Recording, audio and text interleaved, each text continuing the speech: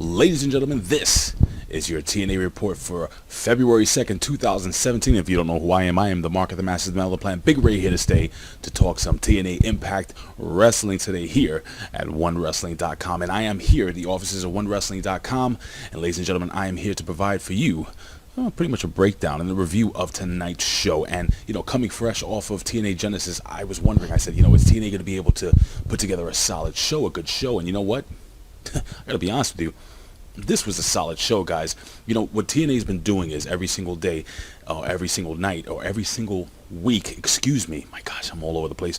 What they've been doing is they've been sandwiching. They've been having like a main event level start off match, and then, some solid content in between, and then a main event.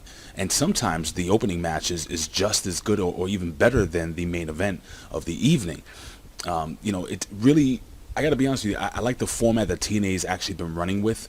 And look, you know what? Right off the bat, guys, we start off with the Broken Hardys, and Jeff is carrying his green briefcase, and he has the #1 pick basically there. And Matt, yes, he reminds us that the 7 deities have supplied them with a teleportation mechanism, basically a time machine, which basically showed Matt Hardy, or Broken Matt, that they will be obtaining all the gold in TNA. Well, he calls out, that being Broken Matt, calls out the Bucks of Youth, the Day of New, the family of Wyatt, yada, yada, yada, yada, yada. And, he basically buries them, saying that they ain't going to come to meet the Hardys in the ring. So anyway, we move on, and Jeff basically starts putting himself over and saying that, well, it's open fight night. I almost forgot about that, ladies and gentlemen. Open fight night is a night where basically, you can come out and you can basically challenge whoever you want, whenever you want, to any match that you want. You know what I mean? Now this is the weird thing. Now Jeff Hardy comes out, he challenges Bobby Lashley, and Bobby Lashley actually does accept. Now my question is this. It is open fight night, and I know Jeff has the briefcase. So now it's almost like having 2 briefcases, because Jeff challenged him to a world title match, which Bobby Lashley again accepted, but he didn't cash in his briefcase. So guess what, ladies and gentlemen? Jeff Hardy will still hold on to that briefcase. He will still be able to challenge Bobby Lashley for a world title match down the line. Just keep that in mind, guys. Don't forget about this. But listen, this was a really, really solid match. Very, very hard hitting. We're going to pick it up where they end up on the outside, both competitors outside the ring. And I got to tell you something. They're going back and forth. They're trying to use the metal steps outside. Bobby Lashley is able to fight off Jeff Hardy. He picks up Jeff Hardy and power bombs him on top of the steps outside the ring. If you look at the steps, watch the replay, guys. The steps were actually bent. I mean, this was a hard, solid bump taken by Jeff Hardy, and it was really, really tough, man, to actually watch if you really watch it.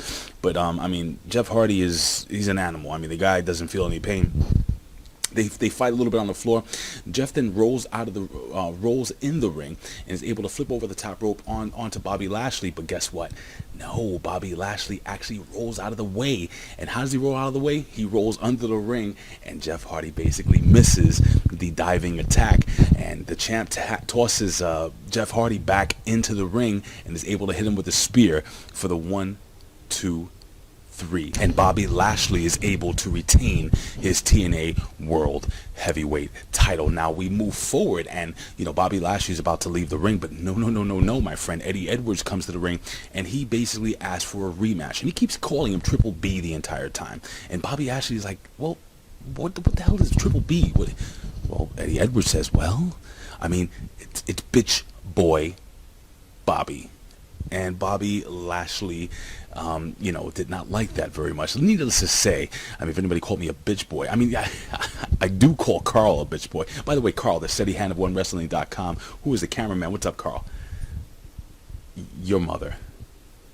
Anyway, and by the way, guys, again, Carl will be on camera. I say it every single week. We're going to try to bring him on camera a little towards the end of the week. I know a lot of you guys probably say, this guy is not even real. He doesn't exist. He does exist, and he will be in front of the camera soon, but not right now. I got to get some clearance from what? Yeah, I've been promising them you're going to come in front of the camera. It is what it is. No, I don't think anybody cares about your mustache, what it looks like. Oh, anyway.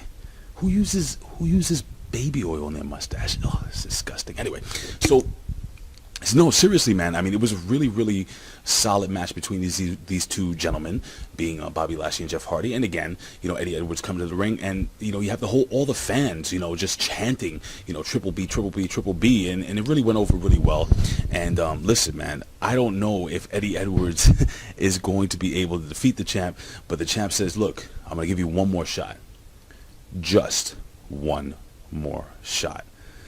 Well, we're going to see what happens. Backstage, we have Tyrus and Eli Drake, dummy. Yeah, we have Eli Drake backstage. By the way, I have the Eli Drake dummy button app, and it's actually really cool, man. And you know how many people at work and my family and friends, man, they're talking to me. I'm just like, dummy? Yeah. Anyway, they say they're going to shock the world tonight. I don't know what that means, but I guess we'll find out a little later on. And then we move further on backstage, and we have Brandy Rhodes backstage, and she's confronted by Rosemary, and it was kind of creepy hot the way Rosemary is getting real close to her, and you think she's gonna, maybe, but it doesn't happen. Last week she did kind of lick her in the face, but anyway, Brandy is offered another opportunity by the Decay to join, and Brandy says, well, I'm paraphrasing here, leave me alone. And, well, Rosemary says, oh, okay, well, I guess you're going to do it the hard way. And we will decide when it's over, not you. Hope Cody makes his way back to TNA. And let me tell you guys something.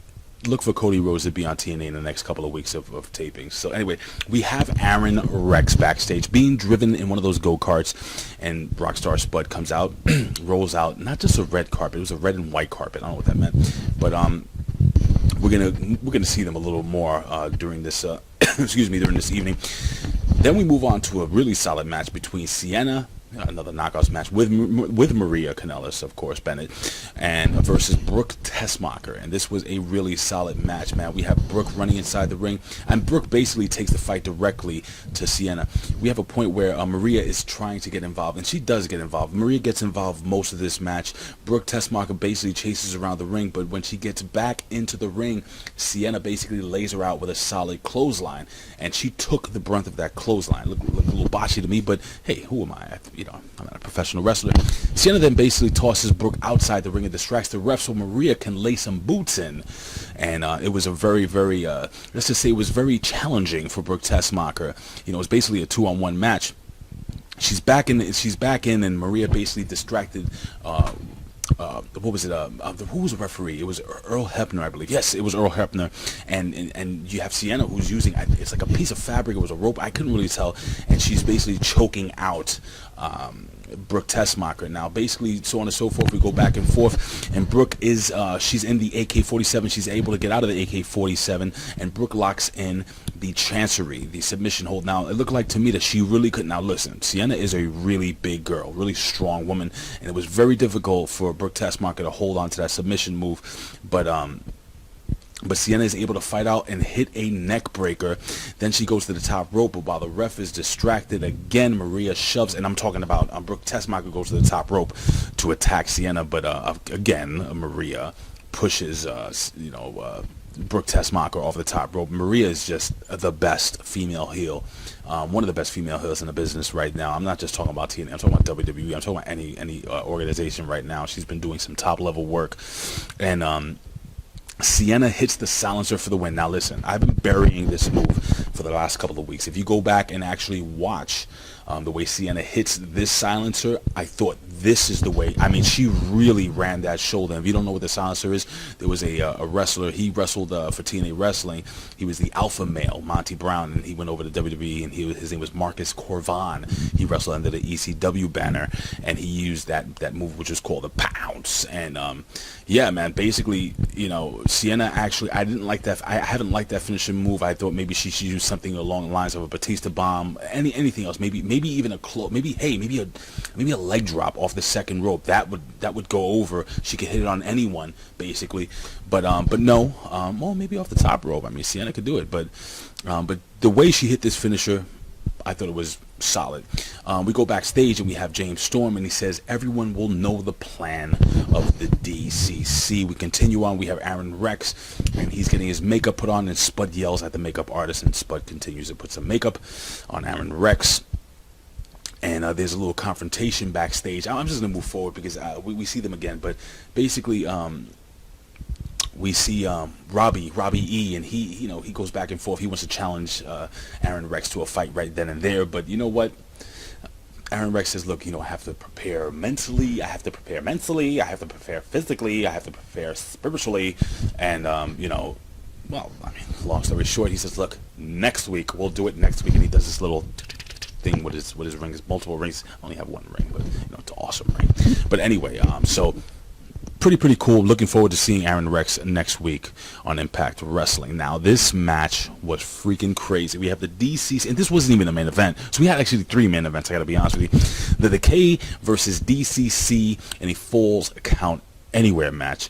Rosemary's out there with the Decay, so it's more of a 3-on-2. And Rosemary, during the match, she did use the mist on the DCC, but listen, man, there was a lot of brawling outside.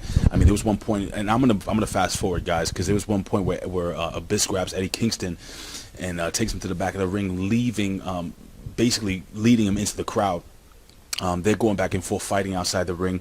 Abyss grabs the thumbtacks, and Eddie Kingston takes a monster choke slam. His entire back is littered with thumbtacks. But no, not just that. We also get the barbed wire table, which Abyss actually gets a choke slam on. No, actually he goes through the not goes through, but he lands on the barbed wire table. I forgot what kind of bump it was, but it was just really crazy, man. Now listen, man, this was. I'm leaving a lot of stuff out, guys, because I can't sit here for 3 hours and give you the full total breakdown of everything, because so much happened during this match. But let me just tell you something, guys. There was a bump outside where Crazy Steve is set up on. All right, now here we go. We have the table. The table, one half of the table, one corner of the table is on the ring apron. The other part is on the barricades, and there's not too much room between the barricade and the ring. And they set up a table there, and I'm like, what the hell are they gonna do? Cowboy James Storm is up there with was it Cowboy? I believe it was Cowboy James. So, but neither it doesn't matter, because was it Bram? No, it was Bram. I'm sorry. Bram sets up Crazy Steve in a pile driver, and I'm saying, is this gonna happen here? Yo, Bram pile drives Crazy Steve on the table. It breaks the table, goes through the table. They drop down 5-6 feet. I mean, very scary spot, to be honest with you. Listen, again, guys, I've never had a professional match, but I was trained by my dad, and I know what it is to take a bump or two, man. And I gotta tell you something, man. This was like top level, like bump taking. You know what I'm saying? I mean, it was. I thought Steve was dead. I thought he was dead. Well, is he dead already? I mean, they are the Decay. No, he's decaying, so he's gonna be dead eventually. Maybe it's a long stretch of decaying before he dies. But anyway, it doesn't matter. Carl, I know you're confused, just as confused as I am, buddy. But listen, I mean, that was crazy. They roll Steve back in the ring and they get the pin, the 1, 2, 3. Now, the DCC, the beginning of this evening, they called out. Crazy Steve, and they called out the Abyss, and basically, I think they're looking to basically, take over. Not take over, but here's the deal. When the DCC when they originally came in, there was, I believe, like I had mentioned before, that Billy Corrigan, this was his brainchild. And I believe that. I believe this was his brainchild. But the fact of the matter is that, I think things kind of changed when Anthem took over, so on and so forth, and new ownership. So they kind of went away from what I thought the DCC should have been, which is a monster heel faction, where they're kind of like, they have an agenda. Well, it looks like they're rolling that out. So I'm excited to see what the agenda actually is backstage. We have Maria and Mike Bennett. They run into Braxton Sutter backstage. And, well, Braxton Sutter is told by Maria that he has to propose. What? He has to propose to Laurel Van Ness, and then takes a large swig of a bottle of wine. I guess it's from the date he had with Laurel Van. Listen, if he doesn't want to date Laurel Van Ness, I'm here. Anyway, the champion Drew Galloway comes to the ring, and I'm talking about the grand champion, and you know he acknowledges, he says, listen, I know that I'm not over, that this title's not over. I can't do a Scottish brogue. I try so hard, but you know he basically, you know, puts over the fact that this title is going to be the most important title in TNA, and he knows that people aren't 100% behind the title yet. But you know, he said, look, man, I was injured, so on and so forth, you know, and I'm coming to make this title, you know, the most important thing on TNA Impact Wrestling, and I'm looking for a challenge. And Moose's music hits again. Now, I got to be honest, when Moose's music hit, you know, I kind of said, I know they're going to have to finish this feud off, but I'm a little tired of seeing Moose and Drew Galloway. I'm getting tired already of it. But Moose cuts a promo, and Moose really wants to get in the ring, but you know what? Unfortunately, Drew Galloway already has a challenger, and some dude named Rob Ryson. If anybody knows who he is, I believe he's an indie talent, probably in the Florida area. If anybody knows who it is, I'm going to ask Ben Hameen tomorrow, guys. Hey, again, depending when you're watching this video, this is being recorded 2/2/2017, but 2/3/2017, Friday, the Impact Rebellion over at Wrestling.com with my partner, y'all, Ben Hameen. Follow him at Ben_Hameen. But listen, man, we're going to get into some in-depth stuff. I'm going to do some research tonight, so we're going to have a little more in-depth. I said in-depth like 3 times, but we're going to have a little more in-depth. That's 4 breakdown of this show. And, you know, also, in the link below, I'm putting a link to, you know, I don't know if you guys know who this person is, but his name is Rip Rogers. He is trained. If you guys love professional wrestling right now, he's probably trained almost every single guy that you know and love, including guys like Randy Orton, John Cena, so on and so forth. I could go on and on. He trained Ben Hameen. He's trained so many people, mentored so many people in the business. The guy's going through very, very tough times, guys. So there is a GoFundMe page. I'm going to leave the link below. You know, shoot him over. I can't remember his Twitter handle, but if you look up Rip Rogers, Google it. I think it's the Hustler something. But listen, I'll leave all the information below. You know, send him a little love. Hey guys, anything helps. So I just appreciate it if you can do that. But anyway, back to this match. We have Drew Galloway versus Rob Ryson for the Grand Championship. And listen, I'm not going to get into this match because basically what was it? It was a squash match, and Drew Galloway just basically hits a Future Shock DDT for the for the 1-2-3. It was interesting. Then we move on. We have DJZ versus Trevor Lee. Now, we know last week Trevor Lee attacked DJZ, and he's called out, that being DJZ, and again, this is open fight night, so he can basically call out anyone he wants, and Trevor Lee calls out DJZ for X Division title match, and DJZ limps down to the ring. Now, you know, he was attacked again last week, and DJZ totally sold it. Now, this match was a match that was full of a lot of bumps, a lot of close calls, so on and so forth, going back and forth between DJZ, but there was a point where DJZ's leg got crushed again by the one and only the Carolina Caveman. And you know, you also have Sugar Shane down there, you know, Helms, you know, there's a hurricane coming, we have him. What's up with that? What's up with that? I'm sorry, I'm saying that, but seriously, I mean, this guy was interfering most of the match. It was going back and forth. You know, we have DJZ, who attempted the ZDT, but he wasn't able to get it on. I mean, he tries to do one from the ladder, but it didn't work out, so on and so forth. The champ climbs back up the ladder, and he's going to try to grab the belt, but then again, you know, so on and so forth. Lee actually, Trevor Lee hits the bad leg. DJZ hits the floor. Now, Sugar Shane actually throws a chair. I've never seen this one before. This was actually well done. Sugar Shane throws a chair into the ring. Now, I thought, oh, he's going to attack him with the chair and then climb the ladder, get the belt. No. What he does is he uses the chair like as a locking mechanism between the floor. So the chair is on the ankle, which puts pressure on the ankle and pins the ankle, and then he puts the ladder on top of the chair, which locks DJZ in. And guess what, guys? The Carolina Caveman is able to go up that ladder and become your new X Division champion. And listen, guys, I don't watch the spoilers. Apparently some people hit me up, said something about it. I said this weeks ago, before the spoilers I think even came out, that Trevor Lee was going to be the X Division champion. I think he's going to be just fantastic. We go into the ring. We have Eli Drake, dummy. Yeah, and Tyrus basically tells Drake that, look, man, you know, I know you want an opponent, but I picked one for you, and that's EC3.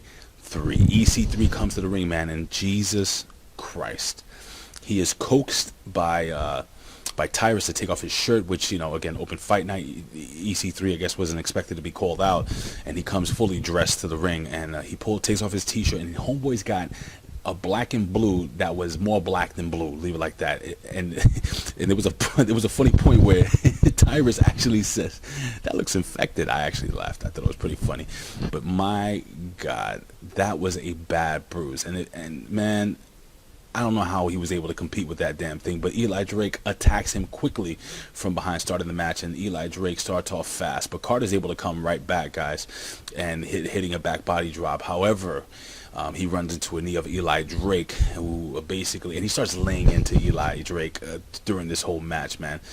Carter tries to fight back, but you know, Drake is just working that back area. Finally, we're gonna move quickly, move forward in the match. We have Eli Drake, who I'm sorry, EC3, he goes for a splash, but or Eli Drake goes for a splash on EC3, but but Drake actually gets up and hits him with a clothesline. After a back and forth exchange, guys, EC3 gets a jackknife cover for a 1-2-3. So basically, he was able to roll up EC3. I wrote my notes all crazy, but you know what? Let me just go off the top of my head. Basically, long story short, Eli Drake thought he had it. He was working the back. I mean, he was doing a great job. EC3 surprise roll up, win 1-2-3. I hate coming off of notes. I don't like doing notes too much, guys. I like most of the reports I do off bullet points, but I have a lot of paperwork here to do. So I said, let me just, you know, do everything organized, but whatever. Listen, man, Eli Drake goes out of the ring, gets a freaking baseball bat, and proceeds to hammer that one area, that one black and blue area again, which is more black than blue, and just decimates EC3. I got a good feeling that EC3 is going to be out for some time. Now, let's go into the real world now. Let's break kayfabe for a second. Depending on when you're watching this video, you're probably watching this 2017. I know Ethan Carter III's his contract is running short. From what I'm hearing, he is going to resign with TNA on a long-term deal. I think it's a 2-year deal with a 3rd-year option, so on and so forth. It's a lot of technicalities there, but I think EC3 is going to be resigning with TNA. This is what I'm hearing. Who knows? I don't know. WWE could throw him a lot of money, but they have a plethora of talent. I don't know if they need an EC3, even though I think if EC3 went over to WWE right now, he could be like in a main event picture right away. Somebody you could bring over to SmackDown who, you know, and could just be a monster heel. I wouldn't bring him as a babyface. So, and I would bring him in as Dixie Carter's, you know, nephew, and he's coming from the other company to basically, you know, try to infiltrate the WWE. I mean, you can go so many different ways with this, but listen. Ethan Carter III, I think, may be off of TV for a little while. Maybe. I'm not sure. I don't watch the spoilers, so I don't know. Maybe he'll come back next week. Maybe he'll cut a promo. Maybe he'll fight another match. I do not know. All I know is that he got the beating of a lifetime. And this was a solid show, guys. If you have an opportunity, go to poptv.com. Go to impactwrestling.com where they have some video clips. Go to their YouTube channel, so on and so forth, guys. Or if not, you can just come back here every single week, ladies and gentlemen, where I'll give you a breakdown all the time. Ladies and gentlemen, listen, this has been your TNA Impact Report here at OneWrestling.com. Ladies and gentlemen, you can follow me on Twitter at Big Ray's Show, as you see down here. Follow us on Twitter at One Wrestling. Follow the legendary Bill Apter, the head honcho, the man with the plan, the true man with the plan. He is the man with the plan. He's an older man, but that's one sexy beast. Yeah, follow him on Twitter at Apter One Wrestling, along with the other Big Slam Nation family. We're gonna have a nice Big Slam Nation show. And again, guys, go over to WrestleZone.com for the Impact Rebellion with me and Ben Hameen, aka Ben Dewar, formerly of OVW, formerly of 2CW, formerly of, well, Impact Wrestling, where we have an amazing podcast, and we're looking to bring in some awesome guests, guys. So thank you, ladies and gentlemen. Listen, I always say this. I would do this for a living, but if I can, I would do it anyway. Why? Because I love talking wrestling. I love talking TNA Impact Wrestling, just professional wrestling in general with you here at OneWrestling.com. And in the name, well, not in the name, but in the words of the legendary Bill Apter, we'll see you at the matches. And in the words of my brother Bill Schuyler, up in heaven, we'll see you down the road. Ladies and gentlemen, I will see you next week right here from the offices of OneWrestling.com. Peace.